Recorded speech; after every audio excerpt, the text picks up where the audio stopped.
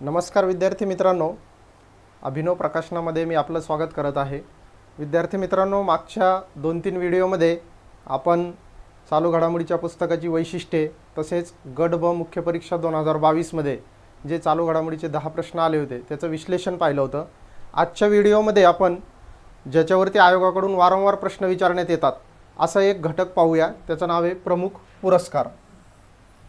प्रमुख पुरस्कारामध्ये 3-4 प्रकारे पुरस्कारांचं वर्गीकरण केलं जातं आणि मागच्या 10-12 वर्षामध्ये आयोगाकडून याच्यावरती भरपूर प्रश्न विचारलेले आहेत। तर यामध्ये कोणकोणत्या प्रकारचे पुरस्कार विचारण्यात येतात अगोदर ते आपण पाहू। याच्यामध्ये आंतरराष्ट्रीय पुरस्कार, राष्ट्रीय पुरस्कार, प्रादेशिक पुरस्कार आणि क्रीडाविषयक पुरस्कार इत्यादी प्रकारच्या पुरस्कारावरती प्रश्न विचारण्यात येतात। म्हणून आपण ज्यावेळी अभ्यास करतो त्यावेळी देखील त्याचा अशाच प्रकारे वर्गीकरण करायचं आणि प्रत्येक पुरस्काराचे जे टायटल्स आहेत त्या अंतर्गत ते पुरस्कार एकदाच वाचायचे।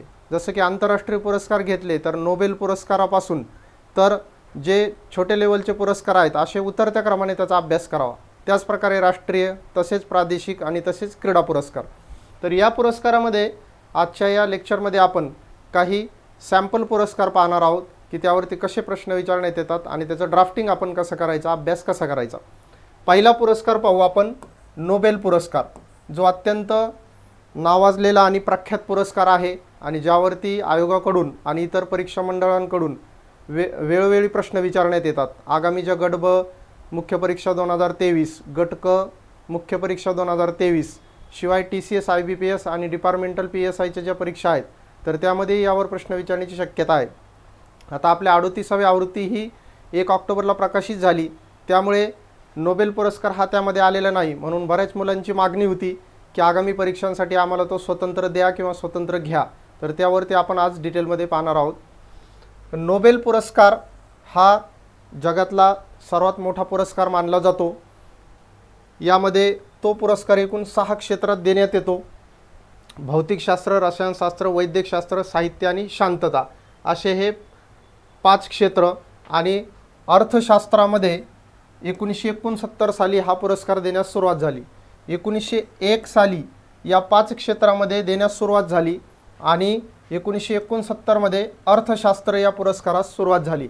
कारण स्वीडनची सेंट्रल बँक ऑफ स्वीडन जी आहे त्याच्या स्थापनेला 1968 साली 300 वर्ष झाली होती। त्याच्याच पुढच्या वर्षी अर्थशास्त्राचा पुरस्कार देण्यास सुरुवात झाली। याला द स्वेरिंग्स रिक्सबँक अवॉर्ड असं देखील म्हटलं जातं। तर याची जी घोषणा आहे ती साधारणतः दरवर्षी ऑक्टोबर महिन्यात करण्यात येते। जसं की ऑक्टोबर 2023 मध्ये 2023 सालच्या पुरस्कारांची घोषणा करण्यात आली आणि वितरण हे दरवर्षी 10 डिसेंबरला म्हणजेच अल्फ्रेड नोबेल यांच्या जयंतीदिनी 10 डिसेंबरला तो करण्यात येतो। त्या दिवशी आंतरराष्ट्रीय मानवी हक्क दिन देखील आहे। यामध्ये अल्फ्रेड नोबेल यांची ती पुण्यतिथी आहे 10 डिसेंबर। या 6 पुरस्कारापैकी 5 पुरस्कारांचे वितरण स्टॉकहोम स्वीडन येथे होतं, तर शांततेच्या पुरस्काराचं वितरण नॉर्वेची राजधानी ओस्लो येथे केले जातं। पहा इथे या 5 पुरस्कारांची सुरुवात 1901 ला झाली, तर अर्थशास्त्राची 1969 इथे एक वर्गीकरण आहे आणि इथे 5 पुरस्कारांचं वितरण स्टॉकहोम स्वीडन येथे केलं जातं, तर शांततेच्या नोबेल पुरस्काराचं वितरण ओस्लो नॉर्वे येथे केले जाते। म्हणजे इकडे अर्थशास्त्र वेगळं आहे, इथं शांतता वेगळं आहे, हे लक्षात घ्या। असे ट्रिकी प्रश्न आपल्याला विचारण्याची शक्यता असते। याचं स्वरूप 2022 सालापर्यंत 10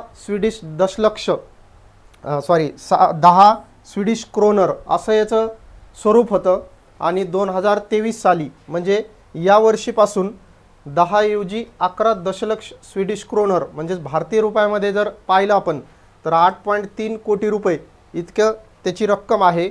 इथं हा एक बदल लक्षात ठेवा, 11 दशलक्ष स्वीडिश क्रोनर, 1 दशलक्ष स्वीडिश क्रोनर इथं वाढवण्यात आलेला आहे। आता 2023 सालच्या पुरस्कारावर आपण फोकस करूया। ही झाली त्याची पार्श्वभूमी। 2023 साली ज्या 6 क्षेत्रामध्ये ते पुरस्कार प्रदान करण्यात आले तर त्यामध्ये एकूण 11 व्यक्तींचा समावेश आहे। इथे यावर्षी संस्थेला देण्यात आलेला नाही। मागच्या वर्षी 2022 साली 2 संस्थांना देण्यात आला होता। यावर्षी ज्या 11 व्यक्तींना देण्यात आला त्यामध्ये 7 पुरुष आणि 4 महिलांचा समावेश आहे। असं वर्गीकरणात्मक मल्टी स्टेटमेंटचा प्रश्न पण आपल्याला विचारला जाऊ शकतो।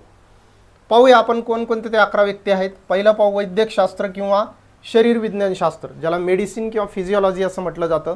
तर या क्षेत्रामध्ये कोणत्या व्यक्तींना कशासाठी पुरस्कार मिळाला. पहा, नोबेल पुरस्काराचं कोणतंही क्षेत्र असेल तर त्यावरती 3 प्रकारचे प्रश्न आत्तापर्यंत आयोगाने विचारलेले आहेत. एक म्हणजे कोणत्या व्यक्तींना किंवा संस्थेला तो पुरस्कार दिला, दुसरं म्हणजे त्या व्यक्ती किंवा संस्था ही कोणत्या देशाच्या आहेत, आणि तिसरं म्हणजे कोणत्या क्षेत्रासाठी किंवा कोणत्या कामगिरीसाठी त्याला तो पुरस्कार देण्यात आलेला आहे. या 3 बाबी लक्षात असू द्या. तर पाहू आपण वैद्यकशास्त्र मेडिसिनचे मानकरी कोण आहेत, पुरस्कारचे विजेते कोण आहेत. कॅटलिन करिको हंगेरीमधल्या महिला शास्त्रज्ञ आणि ड्रू वेसमन अमेरिकन शास्त्रज्ञ, या दोघांना यावर्षीचा वैद्यकशास्त्राचा नोबेल पुरस्कार देण्यात आलेला आहे. कशासाठी दिला आहे तर कोविड-19 विरुद्ध mRNA जी लस आहे, mRNAवर आधारित लस आहे, त्याचा विकास करण्यासाठी त्यांनी न्यूक्लिओसाइड बेस, जी की mRNAचा एक मूलभूत घटक आहे, न्यूक्लिओसाइड बेसच्या सुधारणांबद्दलच्या त्यांच्या शोधासाठी त्यांना हा पुरस्कार मिळालेला आहे. कोविड-19 हे तुमच्या लक्षात राहील म्हणून हे सोपं आहे. कोविड-19 मधल्या mRNA लसींच्या विकासाबद्दल त्यांनी न्यूक्लिओसाइड बेस तयार केलेला आहे. त्यानंतर भौतिकशास्त्राचा फिजिक्सचा पुरस्कार पाहू आपण कोणत्या शास्त्रज्ञांना मिळाला. त्याचे मानकरी आहेत पियरे ऑगोस्टिनी अमेरिका, फेरेंग क्रॉज जर्मनी आणि ॲनी लहुलियर स्वीडन, या महिला शास्त्रज्ञ आहेत. इथे कॅटालिन या महिला शास्त्रज्ञ आहेत आणि इथे ॲनी या महिला शास्त्रज्ञ आहेत. अशा 3 शास्त्रज्ञांना भौतिकशास्त्राचा नोबेल पुरस्कार मिळालेला आहे.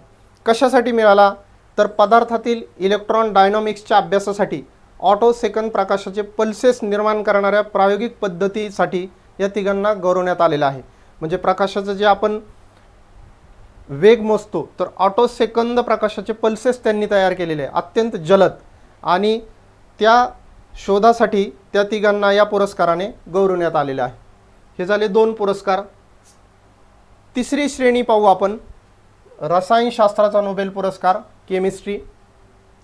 याचे मानकरी आहेत मौंगी बावेंडी फ्रान्स, लुई इब्रूस अमेरिका आणि अलेक्सी एकिमो रशिया, या 3 शास्त्रज्ञांना रसायनशास्त्राचा पुरस्कार देण्यात आलेला आहे. कशासाठी तर पुंज कणांच्या, ज्याला आपण क्वांटम डॉट्स असं म्हणतो, तर पुंज कणांच्या शोध आणि संश्लेषणासाठी क्वांटम डॉट्सचा त्यांनी शोध लावलेला आहे आणि त्याचं संश्लेषण सिंथेसिस पण केलेलं आहे.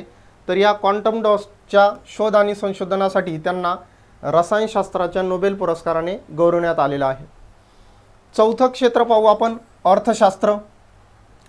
अर्थशास्त्राचे मानकरी आहे क्लॉडिया गोल्डिन, या अमेरिकन अर्थतज्ञ आहेत. त्यांना यावर्षीच्या अर्थशास्त्राच्या नोबेल पुरस्काराने गौरवण्यात आलेला आहे.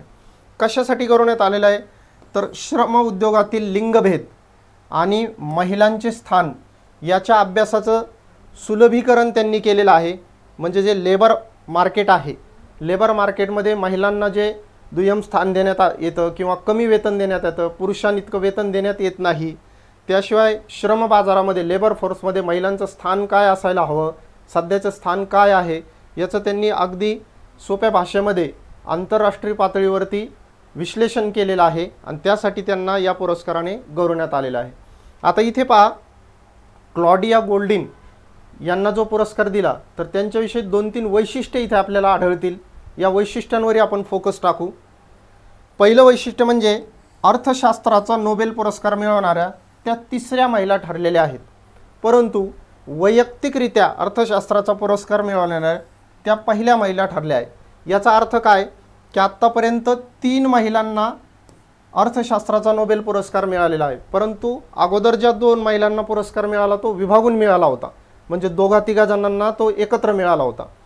परंतु इथे क्लॉडिया गोल्डिन यांना सेपरेट सिंगल हा पुरस्कार देण्यात आलेला आहे. म्हणून सेपरेट पुरस्कार मिळवणाऱ्या त्या पहिल्या महिला आहेत आणि अर्थशास्त्राचा नोबेल पुरस्कार मिळवणाऱ्या एकूणामधल्या त्या 3ऱ्या महिला आहेत. सर्व व्यक्तींचा विचार केला तर आत्तापर्यंत 93 जणांना अर्थशास्त्राचा नोबेल पुरस्कार देण्यात आलेला आहे. ठीक आहे, हे 2 वैशिष्ट्य अत्यंत महत्त्वाची आहेत, ती लक्षात असू द्या. पुढचं पाहू आपण. 5वी श्रेणी आहे शांतता. शांततेचा नोबेल पुरस्कार हा यावर्षी नर्गिस मोहम्मदी या इराणियन महिलेला देण्यात आलेला आहे. कशासाठी त्यांना तो देण्यात आला, तर इराणमध्ये महिलांवरील अत्याचाराविरुद्ध त्यांनी अत्यंत मोठा लढा उभारलेला आहे. याशिवाय सर्वांसाठी मानवी हक्क आणि स्वातंत्र्याचा प्रचार करण्यासाठी देखील त्यांनी लढा दिलेला आहे आणि याची दखल घेऊन त्यांना हा पुरस्कार देण्यात आलेला आहे. शांततेचा नोबेल सन्मान मिळवणाऱ्या नर्गिस या जगातील 19व्या तर इराणमधील दुसऱ्या महिला ठरल्या आहेत आणि त्यांच्या ज्या गुरु आहेत आणि मैत्रिणी आहेत शिरीन इबादी यांना 2003 साली हा पुरस्कार देण्यात आलेला होता. म्हणजे त्या जगातील 19व्या महिला आहेत तर इराणमधील दुसऱ्या महिला आहेत ज्यांना शांततेच्या नोबेल पुरस्काराने गौरवण्यात आलेला आहे. महसा अमिनी नावाच्या एका महिला आंदोलकाच्या निधनानंतर इराणमध्ये अत्यंत तीव्र असं आंदोलन उसळलं होतं, ज्याचा सरकारवर भरपूर परिणाम झाला आणि त्या आंदोलनाला नर्गिस मोहम्मदी जबाबदार आहेत असं शासनाचं म्हणणं होतं आणि म्हणून त्यांना शासनाने अटक केली आणि सध्या देखील त्या तुरुंगात आहेत. 1998 पासून 13 वेळा त्यांना तुरुंगवास झालेला आहे आणि सध्या तुरुंगात असताना देखील त्यांना नोबेल पुरस्काराने गौरवण्यात आलेला आहे. ही एक जमेची बाजू आहे. नर्गिस या त्यांच्या सहकारी शिरीन इबादी यांच्या अध्यक्षतेखालील रक्षकांचे मानवी हक्क केंद्र, ज्याला defenders of human rights centre असं म्हणतात, त्याच्या उपाध्यक्ष आहेत. म्हणजे शिरीन इबादी या एक इराणियन मानवी हक्क कार्यकर्ते आहेत. त्या नर्गिस मोहम्मदी यांच्या गुरु देखील आहेत आणि मैत्रिणी देखील आहेत. त्या दोघींनी मिळून रक्षकांचे मानवी हक्क केंद्र उभारलं, ज्याच्यावरती इराण सरकारने काही काळ बंदी देखील घातली होती आणि त्या कारणामुळे नर्गिस मोहम्मदी यांना तुरुंगवास देखील झालेला आहे. तर या रक्षकांचे मानवी हक्क केंद्राच्या नर्गिस मोहम्मदी या उपाध्यक्ष आहेत तर शिरीन इबादी या अध्यक्ष आहेत. नर्गिस मोहम्मदी यांनी लिहिलेलं एक प्रसिद्ध पुस्तक आहे व्हाईट टीचर. म्हणजे आपल्याला डायरेक्ट प्रश्न देखील विचारला जाऊ शकतो की व्हाईट टीचर या पुस्तकाचे लेखिका कोण आहेत. मग तिथे डिफरंट आपल्याला ऑप्शन असतील, तर हे लक्षात असू दे. त्यांच्या पुस्तकाचं नाव आहे व्हाईट टीचर. ठीक आहे. त्यानंतरचा श्रेणी पाहू आपण साहित्य. ज्या 6 श्रेणीमध्ये नोबेल पुरस्कार देण्यात येतो त्यातली 6वी श्रेणी आहे साहित्य. यावर्षीचा साहित्याचा नोबेल पुरस्कार मिळाला आहे जॉन फॉस या साहित्यिकाला. कोण आहे ते, कशासाठी मिळाला, काय त्यांची कामगिरी आहे ते आपण पाहूया. लेखक जॉन फॉस यांनी नाविन्यपूर्ण नाटके आणि गद्यलेखन म्हणजे जे आपण पाठाच्या स्वरूपात लिहितो, टॉपिक्सच्या स्वरूपात लिहितो, आणि पद्यलेखन म्हणजे ज्या पोयमच्या स्वरूपात, कवितेच्या स्वरूपात लिहितो. तर त्यांनी अतिशय नाविन्यपूर्ण अशी नाटके आणि गद्यलेखन यांचं लिखाण केलेलं आहे, ज्याचा त्या देशावरती आणि जगावरच्या साहित्यिकांवरती, वाचकांवरती मोठ्या प्रमाणात परिणाम झालेला आहे आणि या कामगिरीसाठी त्यांना हा पुरस्कार देण्यात आलेला आहे. त्यांनी एकूण 40 नाटके लिहिलेली आहेत. त्याशिवाय कादंबऱ्या, लघुकथा, मुलांसाठीची पुस्तके, कविता, निबंध असे वैविध्यपूर्ण आणि विपुल लेखन केलेले आहे. त्यांचे जे कादंबऱ्या आहेत किंवा नाटके आहेत तर त्यांच्या यादीवरती सहसा प्रश्न विचारण्याची शक्यता कमी आहे, परंतु त्यांचं पहिलं पुस्तक किंवा एखादं गाजलेलं पुस्तक वगैरे असेल तर त्यावरती प्रश्न विचारण्याची शक्यता जास्त असते. तर त्यांची जी पहिली कादंबरी होती ती आहे रेड ब्लॅक. ही नॉर्वेजियन भाषेमध्ये त्यांनी लिहिली होती. इंग्रजी भाषेमध्ये त्याचं भाषांतर करून रेड ब्लॅक असं करण्यात आलेलं आहे. आणि यापूर्वी जॉन फॉस यांना युरोपियन साहित्य पुरस्कार देखील मिळालेला आहे 2014 साली. याशिवाय नॉर्डिक काउन्सिल साहित्य पुरस्कार देखील त्यांना 2015 साली मिळालेला आहे. ठीक आहे. हा झाला नोबेल पुरस्कार. 6 श्रेणी, त्याच्यामधले व्यक्ती, कशासाठी देण्यात आला आणि त्यांचे देश. यानंतरचा आपण पुरस्कार पाहू. आंतरराष्ट्रीय पातळीवरचा आपण एक पुरस्कार पाहिला. त्याच पद्धतीने आंतरराष्ट्रीय पातळीवरचा आणखीन एक प्रख्यात पुरस्कार आहे, तो पाहूया. रॅमन मॅग्सेसे पुरस्कार. तर रॅमन मॅग्सेसे पुरस्कार जो आहे त्याला आशिया खंडाचा प्रति नोबेल पुरस्कार म्हटलं जातं. म्हणजे केवळ आशिया खंडातल्या लोकांनाच हा पुरस्कार देण्यात येतो आणि तो आशिया खंडातला टॉपमोस्ट पुरस्कार असल्यामुळे त्याला आशिया खंडाचा प्रति नोबेल पुरस्कार म्हटलं जातं. याची जी सुरुवात आहे ती 1958 साली झाली आणि कोणाकडून देण्यात येतो तर फिलिपिन्स देशातील रॅमन मॅग्सेसे अवॉर्ड फाउंडेशनतर्फे आशिया खंडातील व्यक्तींना हा पुरस्कार देण्यात येतो.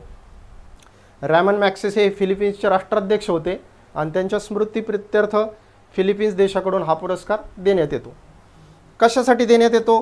प्रशासन, सार्वजनिक सेवा, समुदायाचे नेतृत्व, पत्रकारिता, साहित्य, शांतता, उभरते नेतृत्व आणि आंतरराष्ट्रीय संबंध अशा वेगवेगळ्या क्षेत्रामध्ये उत्तुंग कामगिरी करणाऱ्या व्यक्तींना या पुरस्काराने गौरवण्यात येते.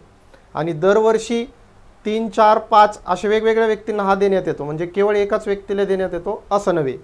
हा पुरस्कार मिळवणारे पहिले भारतीय व्यक्ती आहेत विनोबा भावे. म्हणजे 1958ला या पुरस्काराची सुरुवात झाली आणि पहिलाच पुरस्कार हा विनोबा भावेंना देण्यात आला होता. आता 2023 सालच्या रॅमन मॅगसेसे पुरस्कारावरती आपण नजर टाकूया. 2023 सालचा हा 65वा पुरस्कार आहे. कधी कधी मल्टी स्टेटमेंटमध्ये आयोगाकडून विचारण्यात येतं की 2023 सालचा हा कितवा पुरस्कार होता. तर हा 65वा पुरस्कार आहे. इथे आपण पाहू की कोणाकोणाला तो प्रदान करण्यात आलेला आहे. नंबर 1 डॉक्टर रवी कन्नन, हे भारताचे एक प्रसिद्ध कर्करोग तज्ज्ञ आहेत, ऑन्कोलॉजिस्ट. त्यांची माहिती आपण पुढे पाहूया. दुसरा आहे कोरवी रक्षंद, बांगलादेश. तर बांगलादेशमध्ये शिक्षणापासून वंचित असलेल्या मुलांसाठी यांनी अत्यंत चांगलं असं काम केलेलं आहे आणि त्यामुळे त्यांना या पुरस्काराने गौरवण्यात आलेलं आहे. तिसरा आहे युजेनियो लेमोस, तिमोर लेस्टे. हा दक्षिण पूर्व आशियाई देश आहे आणि तिमोर लेस्टेमध्ये जे तरुण व्यक्ती आहेत त्यांचा निसर्ग आणि त्याच्या भोवतालच्या परिसराकडे पाहण्याचा जो दृष्टिकोन आहे त्याचा अभ्यास युजेनियो लेमोस यांनी केलेला आहे. त्याचा जगाला खूप मोठ्या प्रमाणामध्ये फायदा झालेला आहे, म्हणून त्यांना या पुरस्काराने गौरवण्यात आलेलं आहे. आणि चौथी व्यक्ती आहे मिरियम कोरोनेल फेरर. तर फिलिपिन्समध्ये जे बंडखोर नेते आहे किंवा जे बंडखोर गट आहे त्यांच्याशी शांतता करार करण्यामध्ये यांनी सिंहाचा वाटा उचलला होता आणि या एक मुख्य पत्रकार किंवा वार्ताहर आहेत फिलिपिन्सच्या. तर या पहिल्या अशा पत्रकार किंवा वार्ताहर आहेत ज्यांनी फिलिपिन्समधल्या बंडखोर नेत्यांशी शांतता करार करण्यामध्ये सिंहाचा वाटा उचलला आणि त्याच्यावरती स्वाक्षरी करणाऱ्या देखील त्या जगातील पहिल्या महिला आहेत. आणि याशिवाय मिरियम कोरोनेल फेरर या संयुक्त राष्ट्रसंघाच्या आंतरराष्ट्रीय सल्लागार परिषदेच्या सदस्य देखील आहेत. अशा 4 व्यक्तींना या पुरस्काराने गौरवण्यात आलेलं आहे. त्यातली महत्त्वाची व्यक्ती आपल्यासाठी आहे डॉक्टर रवी कन्नन. 2022 साली एकाही भारतीयाचा या पुरस्कारामध्ये समावेश नव्हता, तरी देखील एका मुख्य परीक्षेला असा प्रश्न आला होता की 2022 साली खालीलपैकी कोणत्या भारतीयाने रॅमन मॅगसेसे पुरस्कार घेण्यास नकार दिला. तर त्याचं उत्तर होतं केरळच्या माजी आरोग्यमंत्री के शैलजा. तर कम्युनिस्ट पार्टीच्या त्या नेत्या आहेत आणि त्यांनी असा रॅमन मॅगसेसेवर आरोप केला होता की कम्युनिस्टांविषयी जो पाहण्याचा दृष्टिकोन आहे रॅमन मॅगसेसेचा तर तो निगेटिव्ह आहे, पक्षपाती आहे, म्हणून त्यांनी त्या पुरस्कारावर बहिष्कार घातला होता. म्हणजे बहिष्कारावर देखील प्रश्न विचारलेला आहे आयोगाने. इथं तर भारतीयाला मिळालेलंच आहे, त्यामुळे डॉक्टर रवी कन्ननचं आपल्याला विस्तृतरित्या पाहणे अत्यंत गरजेचं आहे. पाहूया डॉक्टर रवी कन्नन यांची कामगिरी. डॉक्टर रवी कन्नन यांचं शिक्षण MBBS MS master in surgeon आहेत आणि सर्जिकल ऑन्कोलॉजी म्हणजे कर्करोगाशी संबंधित एक सायन्सची शाखा असते, त्याला ऑन्कोलॉजी म्हटलं जातं आणि भारतातील ते प्रसिद्ध कर्करोग तज्ज्ञ म्हणजेच ऑन्कोलॉजिस्ट आहेत. त्यांचा जन्म चेन्नईमध्ये झालेला आहे आणि चेन्नईमध्ये जन्म झाल्यानंतर चेन्नईमध्ये देखील त्यांनी एक काम केलेलं आहे प्रमुख, ते म्हणजे अडॅर कॅन्सर इन्स्टिट्यूट, चेन्नईमधील सर्जिकल ऑन्कोलॉजी विभागाचे ते माजी प्रमुख आहेत. त्यानंतर काय झालं, 2007 साली ते कुटुंबासह आसाममध्ये स्थलांतरित झाले आणि तिथं कर्करुग्णांवरती मोफत उपचार करण्यासाठी त्यांनी मोठी मोहीम राबवली. या मोहिमेचाच एक भाग म्हणून Cachar cancer hospital and research centre, Silchar Assam इथं Cachar cancer hospital and research सेंटरचे ते संचालक आहेत. त्याची स्थापना त्यांनी तिथं केली. कशासाठी, तर कर्करुग्णांना मोफत उपचार प्रदान करण्यासाठी. त्यांना प्राप्त इतर पुरस्कार कधीकधी मल्टी स्टेटमेंटमध्ये असंही दिलं जाऊ शकतं की डॉक्टर रवी कन्नन यांना पुढीलपैकी कोणता पुरस्कार मिळालेला नाही. तर अशा वेळी आपल्याला त्यांना जे मेजर पुरस्कार मिळाले ते माहीत असावे. 2013 साली त्यांना महावीर पुरस्कार मिळाला. 2020 साली त्यांना पद्मश्री पुरस्कार मिळाला. हा लक्षात असू द्या, कारण बऱ्याच वेळा पद्मश्री आहे का पद्मभूषण आहे का पद्मविभूषण आहे अशा तिन्हीमध्ये आपला गोंधळ होतो. त्यामुळे पर्टिक्युलर लक्षात ठेवा त्यांना पद्मश्री मिळालेला आहे. आणि आत्ता 2023ला रॅमन मॅगसेसे पुरस्कारांनी त्यांना सन्मानित करण्यात आलेलं आहे. ठीक आहे, हे झाले आंतरराष्ट्रीय लेवलचे. त्यानंतर राष्ट्रीय लेवलचा पुरस्कार आपण पाहू एखादा एक सॅम्पल म्हणून. त्यातला अलीकडचा पुरस्कार आहे दादासाहेब फाळके पुरस्कार. आता राष्ट्रीय लेवलच्या पुरस्कारामध्ये 2-3 बाबी लक्षात असू द्या की भारतातला सर्वोच्च नागरी पुरस्कार भारतरत्न पुरस्कार, भारतातला क्रीडा क्षेत्रातला सर्वोच्च पुरस्कार म्हटलं तर मेजर ध्यानचंद खेलरत्न पुरस्कार, भारतामधला साहित्य क्षेत्रातला सर्वोच्च पुरस्कार म्हटलं तर ज्ञानपीठ पुरस्कार, भारतामधला साहस कार्यामधला सर्वोच्च पुरस्कार म्हटलं तर तेनजिंग नोर्गे पुरस्कार आणि भारतातला चित्रपटसृष्टीतला सर्वोच्च पुरस्कार म्हटलं तर दादासाहेब फाळके पुरस्कार. तर अशा टॉपमधला एक आपण घेऊ जो आता अलीकडेच प्रदान करण्यात आलेला आहे. तर दादासाहेब फाळके पुरस्कार हा भारताच्या सिनेसृष्टीतील सर्वोच्च पुरस्कार आहे आणि 1913 साली धुंडीराम गोविंद फाळके अर्थात दादासाहेब फाळके यांनी भारतातला पहिला मूकपट राजा हरिश्चंद्र याची निर्मिती केली होती आणि त्यांच्या स्मृतिप्रित्यर्थ 1969 सालापासून हा पुरस्कार देण्यात येतो. या पुरस्काराचं स्वरूप आहे 10 लाख रुपये रोख, स्वर्णकमल आणि शाल. आत्तापर्यंत 53 जणांना हा पुरस्कार प्रदान करण्यात आलेला आहे. यामध्ये 8 महिलांचा समावेश आहे आणि महाराष्ट्रातील 5 व्यक्तींचा समावेश आहे. हेही सब पॉईंट्स लक्षात असू द्या. तर आत्ताचा अलीकडचा 53वा पुरस्कार आहे. अलीकडचे काही पुरस्कार पाहू. 2018चा जो 50वा पुरस्कार आहे तो अमिताभ बच्चन यांना देण्यात आला होता आणि योगायोगाने त्यांच्या चित्रपट कारकिर्दीला देखील 50 वर्ष पूर्ण झाली होती. म्हणजे काही वेळा आपल्याला असंही विचारलं जातं की योग्य जोड्या जुळवा. तिथे अलीकडचे 4 पुरस्कार आपल्याला माहीत असावे कारण हा टॉपमोस्ट पुरस्कार आहे चित्रपटसृष्टीतला. 2018चा अमिताभ बच्चन, 2019चा 51वा पुरस्कार रजनीकांत, 2020चा 52वा पुरस्कार आशा पारेख आणि 2021चा 53वा पुरस्कार वहिदा रहमान यांना प्रदान करण्यात आलेला आहे. म्हणजे अलीकडच्या काळामध्ये दोन्ही पुरस्कार हे महिलांना देण्यात आलेले आहे हे माहीत असू द्या. आता इथे 2021चा पुरस्कार प्रदान करण्यात आलेला आहे. कधी तर 2023 साली. म्हणून बऱ्याच जणांचं असं कन्फ्युजन होतं की काही वेळा ते म्हणतात की सर तुम्ही चुकीचं दिलं आहे, 2023चा पुरस्कार आहे. पण तसं नाही, हा 2021चा पुरस्कार आहे, 53वा पुरस्कार, पण तो 2023ला प्रदान करण्यात आलेला आहे. हे क्लेरिफाय असू द्या. पाहू आपण 53वा जो पुरस्कार आहे 2021चा त्याच्याशी संबंधित माहिती. तर वहिदा रहमान या ज्येष्ठ अभिनेत्री आहेत. भारतातील चित्रपटसृष्टीतील एक अत्यंत प्रसिद्ध अशा अभिनेत्री आहेत. त्यांना हा पुरस्कार 17 ऑक्टोबर 2023 रोजी राष्ट्रपती द्रौपदी मुर्मू यांच्या हस्ते प्रदान करण्यात आला. जनरली जो राष्ट्रीय चित्रपट महोत्सव असतो आपला राष्ट्रीय चित्रपट पुरस्कार, तर त्या पुरस्कारांच्या वितरण समारंभामध्ये दादासाहेब फाळके पुरस्कार देखील देण्यात येतो.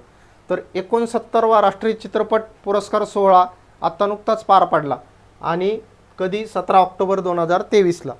या सोहळ्यामध्ये राष्ट्रपती द्रौपदी मुर्मू यांच्या हस्ते वहिदा रहमान यांना या पुरस्काराने सन्मानित करण्यात आलेला आहे. हा पुरस्कार मिळवणाऱ्या वहिदा रहमान या 8व्या महिला आहेत. अतिशय महत्त्वाचं आहे बघा.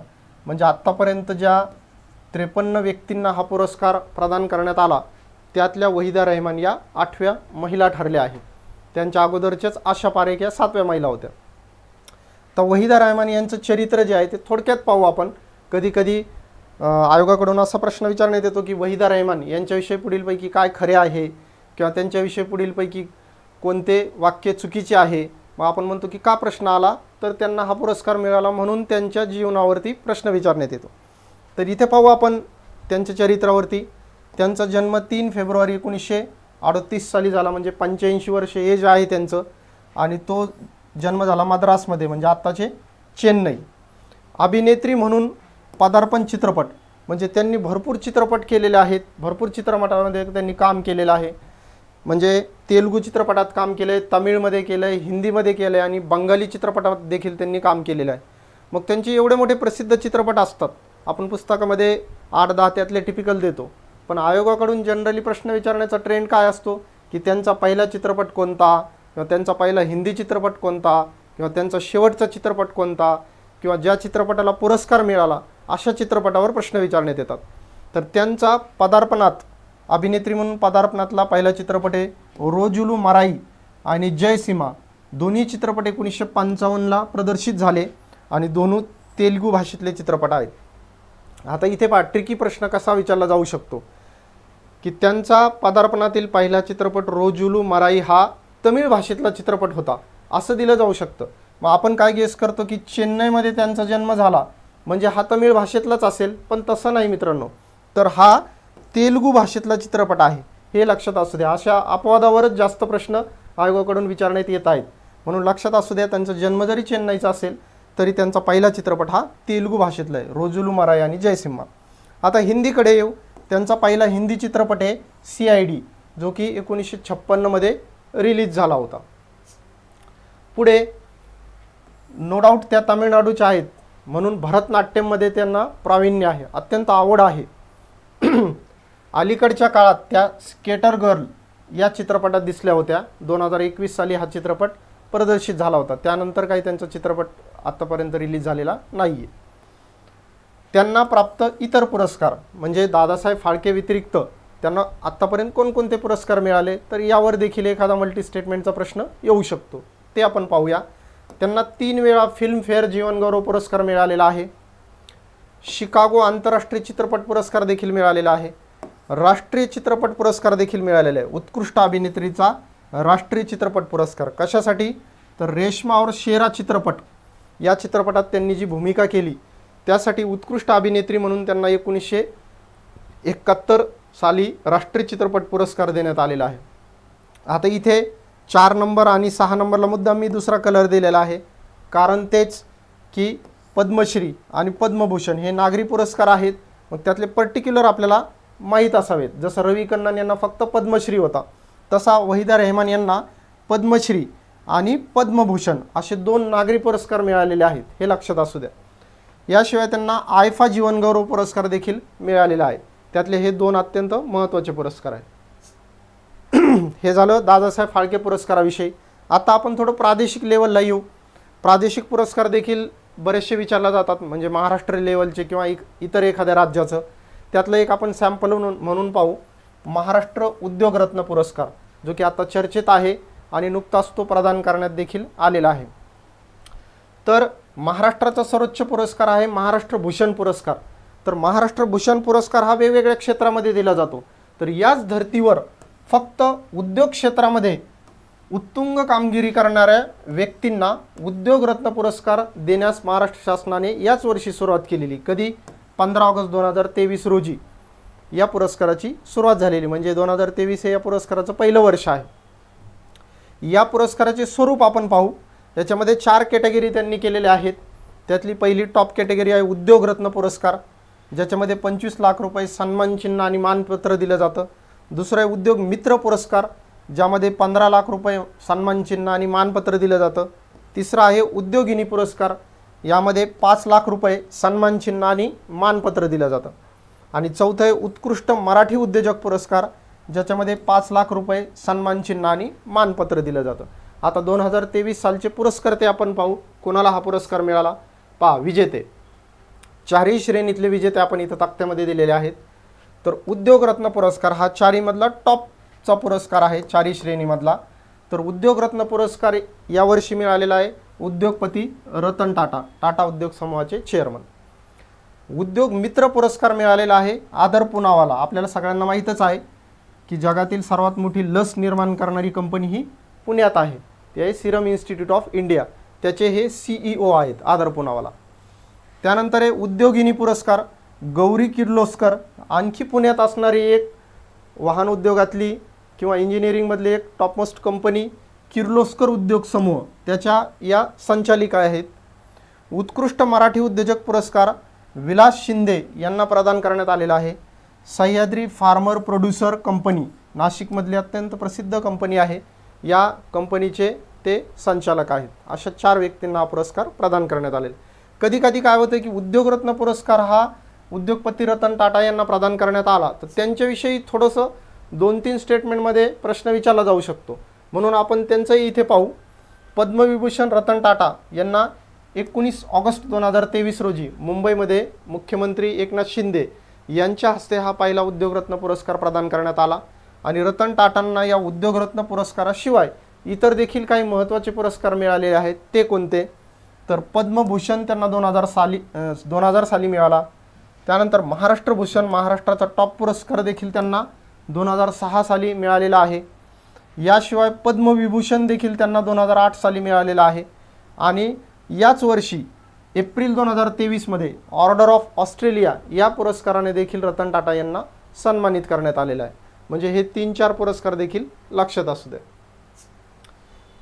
हे झालं प्रादेशिक लेवलचा पुरस्कार. आता तुम्हाला सुरुवातीला सांगितल्याप्रमाणे क्रीडा क्षेत्रामधील देखील वेगवेगळे पुरस्कार दिले जातात. जसं मेजर ध्यानचंद खेलरत्न पुरस्कार आहे, अर्जुन पुरस्कार आहे, ICCचे काही क्रिकेटमधले पुरस्कार असतील, फिफाचे फुटबॉलमधले पुरस्कार असतील. याच पद्धतीने महाराष्ट्र शासनाचा देखील एक क्रीडा क्षेत्रातला टॉप पुरस्कार आहे, ज्याचं नाव आहे शिवछत्रपती राज्य क्रीडा पुरस्कार. तर हा जसं राष्ट्रीय स्तरावरती मेजर ध्यानचंद खेलरत्न पुरस्कार हा क्रीडा क्षेत्रातला सर्वोच्च पुरस्कार आहे, तसं प्रादेशिक स्तरावर महाराष्ट्र पातळीवरती शिवछत्रपती राज्य क्रीडा पुरस्कार हा महाराष्ट्र शासनाचा सर्वोच्च क्रीडा पुरस्कार आहे. तर हा क्रीडा पुरस्कार वेगवेगळ्या श्रेणीमध्ये देण्यात येतो आणि याचं आत्ता नुकतंच यावर्षी वितरण झालं आहे 28 ऑगस्ट 2023 रोजी बालेवाडी पुणे येथील शिवछत्रपती क्रीडा संकुल येथे. आता शिवछत्रपती राज्य क्रीडा पुरस्कार हा मागील 3 वर्षापासून दिलेलाच नव्हता, म्हणून यावर्षी 2023 साली 2019-20, 20-21 आणि 21-22 असे तिन्ही वर्षांचे पुरस्कार आत्ता ऑगस्ट 2023ला प्रदान करण्यात आलेला आहे. आणि सर्व श्रेणीतले मिळून असे एकूण 119 जणांना हे पुरस्कार प्रदान करण्यात आलेले आहे. ॲक्च्युली काय झालं, सुरुवातीला 117 जणांना हा पुरस्कार जाहीर करण्यात आला होता, परंतु नंतर काही जणांनी त्यांच्या नावाचा समावेश का झाला नाही म्हणून हायकोर्टमध्ये रिट दाखल केली आणि हायकोर्टाने त्या 3 जणांची जी नावं आहेत ती इथे इन्क्लूड केली. मग असे 117 + 3 120 होतात आणि एका जणांच्या पुरस्कारावर स्थगिती आली, सस्पेंड करण्यात आला तो पुरस्कार. असे 117 + 3 - 1 असे 119 जणांना हा पुरस्कार प्रदान करण्यात आला 3 वर्षांचे. पाहू त्यातले कोणकोणते पुरस्कार आहेत, कोणत्या श्रेणीमध्ये. आता हे जे पुरस्कारांची संख्या आहे याच्यामध्ये आपल्याला डिटेल तर विचारणार नाही, फक्त यामध्ये टॉपचा पुरस्कार असतो शिवछत्रपती राज्य क्रीडा जीवनगौरव पुरस्कार. तर हा जीवनगौरव पुरस्कार एकूण 3 व्यक्तींना मिळाला आहे, 3 वर्षाचा 3 व्यक्तींना. बाकीची जी आहेत ती संख्या आपल्याला फक्त माहीत असावी, त्यामध्ये फार डिटेलमध्ये प्रश्न विचारण्याची शक्यता अत्यंत कमी आहे. असे टोटल होतात 119 जण. सगळ्या श्रेणी आहेत 6 श्रेणी. या 6 श्रेणीमध्ये सर्वोच्च श्रेणी आहे जीवनगौरव पुरस्कार. तर हे 6 श्रेणीचे मिळून 119 खेळाडू किंवा क्रीडा मार्गदर्शक होतात. यातला टॉपचा जो आहे शिवछत्रपती राज्य क्रीडा जीवनगौरव पुरस्कार तो आपण पाहूया. कोणते 3 व्यक्ती आहेत. 2019-20चा जो पुरस्कार मिळाला आहे तो मिळाला आहे बॅडमिंटन प्रशिक्षक श्रीकांत शरदचंद्र वाड, ते ठाण्याचे आहेत, त्यांना तो प्रदान करण्यात आलेला आहे. कधीकधी असा 1 लाइनरचा प्रश्न देखील येऊ शकतो की श्रीकांत शरदचंद्र वाड हे कोणत्या खेळाशी संबंधित आहेत. तुम्ही म्हणणार की अचानक असा प्रश्न का विचारला आहे असं गुगली टाकल्यासारखा. तर प्रश्न विचारण्याचं कारण काय की त्यांना हा क्रीडा जीवन गौरव पुरस्कार मिळाला, म्हणून आपल्याला माहीत असावे की या कारणामुळे तो प्रश्न विचारण्यात आलेला आहे. त्यांचा खेळ 2020-21चा जो पुरस्कार आहे तो भारताचे माजी क्रिकेट कर्णधार दिलीप बळवंत वेंगसरकर यांना प्रदान करण्यात आलेला आहे. ते मूळ रत्नागिरीचे आहेत. आणि 2021-22चा जो पुरस्कार आहे तो ॲथलेटिक्समधील विख्यात खेळाडू आदिल जहांगीर सुमारीवाला यांना प्रदान करण्यात आलेला आहे. ते मुंबईचे आहेत आणि भारतीय ॲथलेटिक्स फेडरेशनचे अध्यक्ष देखील ते आहेत आणि भारतीय ऑलिम्पिक संघटनेचे उपाध्यक्ष म्हणून देखील त्यांनी काम केलेलं आहे सुमारीवाला यांनी. आता इथे हा पुरस्कार वितरण करताना 1-2 विशेष घडामोडी घडलेल्या आहेत, ते आपण माइंड इट म्हणजे हे लक्षात ठेवा. याच्यामध्ये पाहू ते असे की शिवछत्रपती क्रीडा जीवन गौरव पुरस्कार हा या पुरस्काराची रक्कम अगोदर 3 लाख रुपये होती आणि ती आता 5 लाख रुपये करण्यात आलेली आहे. आणि ही जी 5 लाख रुपये रक्कम आहे ती 2019 पासूनच्या पुरस्कारार्थींना देण्यात येईल. कारण काय की आत्ता 2019-20चे पुरस्कार आत्ता डिक्लेअर झालेले आहेत, म्हणजे 2019 पासून ही रक्कम लागू झालेली आहे 3 लाखवरून 5 लाख. आणि इतर ज्या 5 श्रेणी आहेत जसे की उत्कृष्ट क्रीडा मार्गदर्शक, खेळाडू, एकलव्य खेळाडू म्हणजे दिव्यांग खेळाडू, साहसी क्रीडा पुरस्कार, जिजामाता पुरस्कार, यांची रक्कम यापूर्वी 1 लाख रुपये होती. आता ती रक्कम 3,00,000 रुपये करण्यात आलेली आहे। या दोन्ही बाबी माहीत असू द्या। याशिवाय ऑलिम्पिक पदक विजेते मल्ल खाशाबा जाधव जे की महाराष्ट्राचे आहेत, तर यांचा जो जन्मदिवस आहे 15 जानेवारी हा राज्य क्रीडा दिवस म्हणून साजरा करण्यात येईल, अशी घोषणा यावेळी मुख्यमंत्री एकनाथ शिंदे यांनी केली। तर आपल्याला कधी कधी असंही विचारलं जाऊ शकतं वन लाइनर की खालीलपैकी कोणता दिन हा राज्य क्रीडा दिन म्हणून साजरा करण्याची घोषणा करण्यात आलेली आहे। तर 15 जानेवारी खाशाबा जाधव यांचा जन्मदिन। जसं हॉकीचे जादूगार मेजर ध्यानचंद यांचा जन्मदिन 29 ऑगस्ट हा राष्ट्रीय क्रीडा दिन म्हणून साजरा केला जातो, तसं आपल्या इकडे आता 15 जानेवारी हा राज्य क्रीडा दिवस म्हणून साजरा करण्यात आलेला आहे। तर हे जे आपण पुरस्कार पाहिले हे जस्ट एक सॅम्पल होते। असे बरेचसे पुरस्कार आयोगाकडून विचारण्यात येतात आणि दरवर्षी सगळ्या पुरस्कारांच्या श्रेणीचा जर विचार केला तर कमीत कमी 50-60 पुरस्कार असतात की ज्यांचा आपल्याला अभ्यास करावा लागतो। मग इथं आपण जे ज्ञादर्श घेतले, सॅम्पल घेतले, तर ते सॅम्पल प्रत्येक एक प्रकारावर आपण एक घेतला आणि आत्ता आपली ऑक्टोबरमध्ये 38वी आवृत्ती प्रकाशित झालेली आहे। समग्र चालू घडामोडी 38वी आवृत्ती ऑक्टोबर 2023। तर या आवृत्तीमध्ये देखील बरेचसे पुरस्कार इन्क्लूड केलेले आहेत।